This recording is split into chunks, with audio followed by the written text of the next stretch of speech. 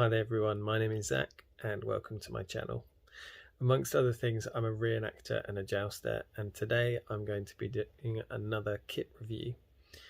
Just a reminder that all of these kits have been sent in to me by people in the community, maybe over Facebook or as part of a group.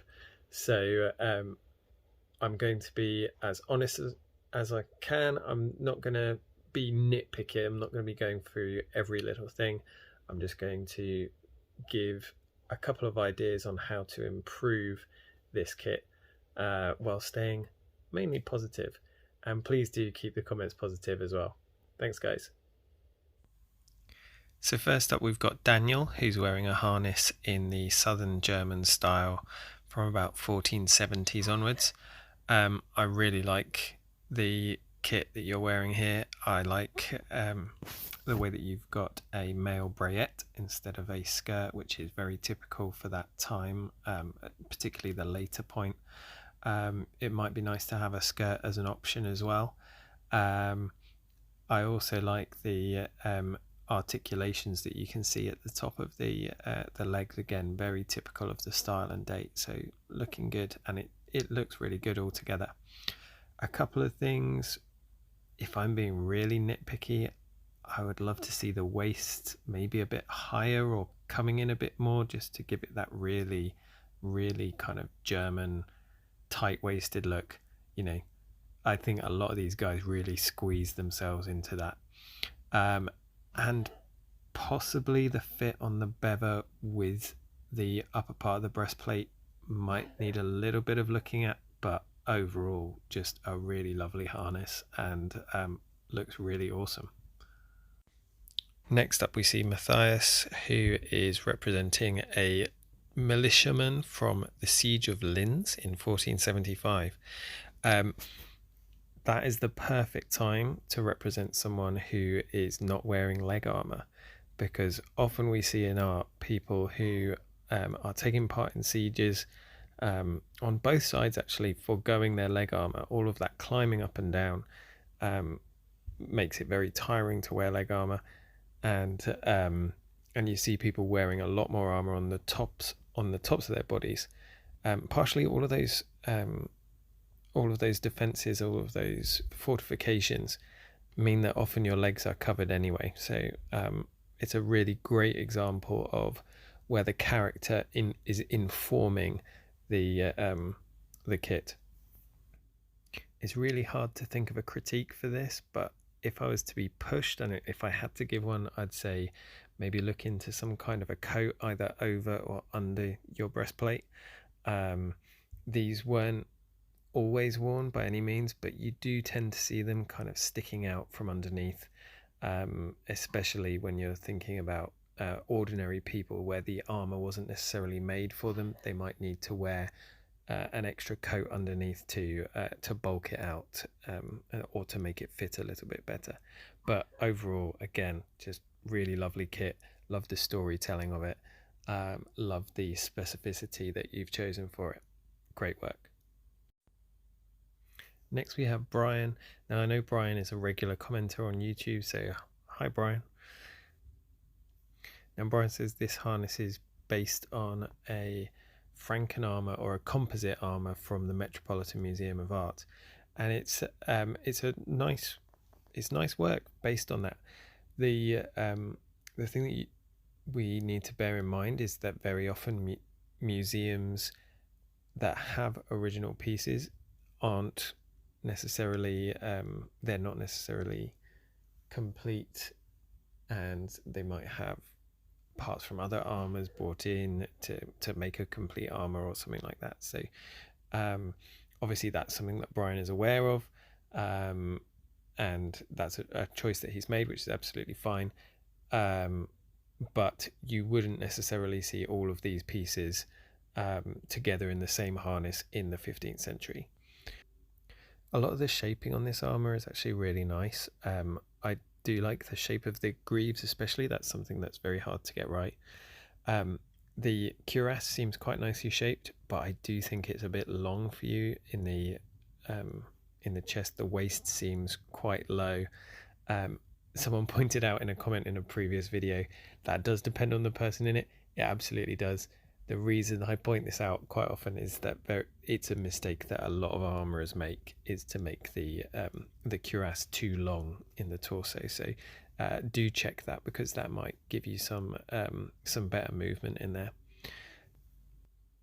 Another thing that Brian mentioned is that he's replacing the armlet with something that fits a bit better. This seems like a perfectly serviceable armlet from this one photo that I can see, but it does seem a bit big for him.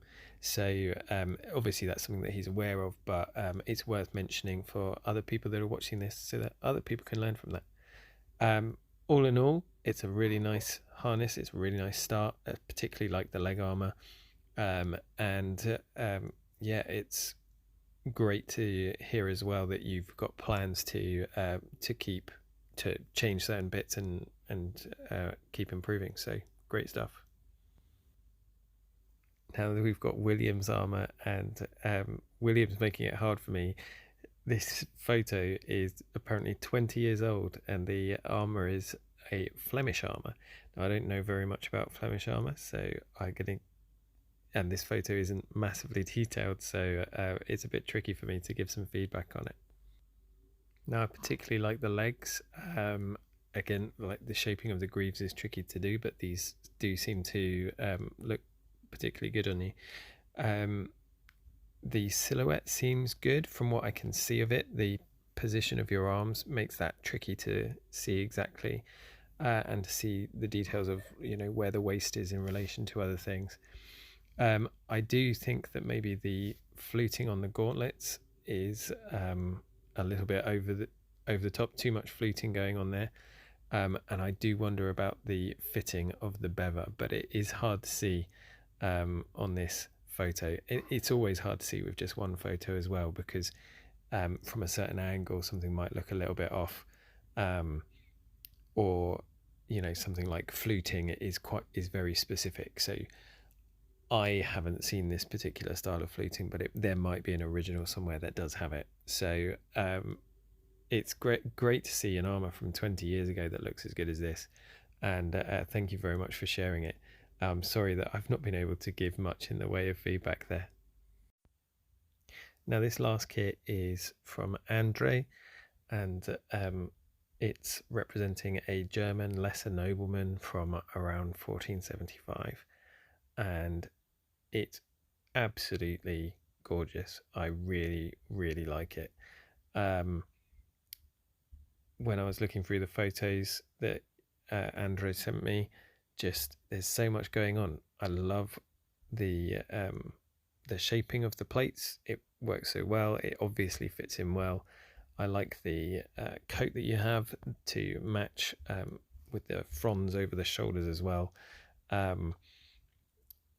It's really difficult to find something to critique about this kit, because it not only fits what you set out to do, but it also fits you well. I don't really like giving this as a criticism, but I will. So because I can't think of anything else.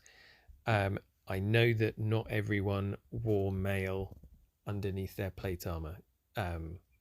So a lot of people online will say, oh, you need mail voiders for that, or you need a mail skirt.